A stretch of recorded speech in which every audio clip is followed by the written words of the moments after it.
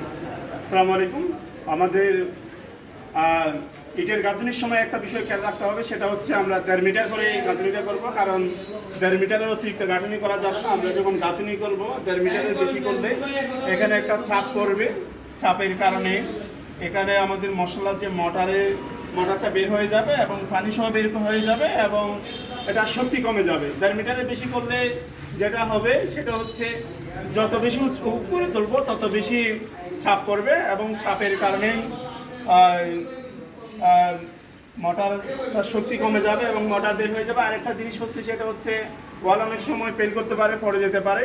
সেজন্য এই বিষয়টা সবাইকে খেয়াল রাখতে হবে। আমরা 10 মিটারের একটা যদি আমাদের ওয়াল হয়, আমরা তাহলে 3 বারেই গাঁথনি করব।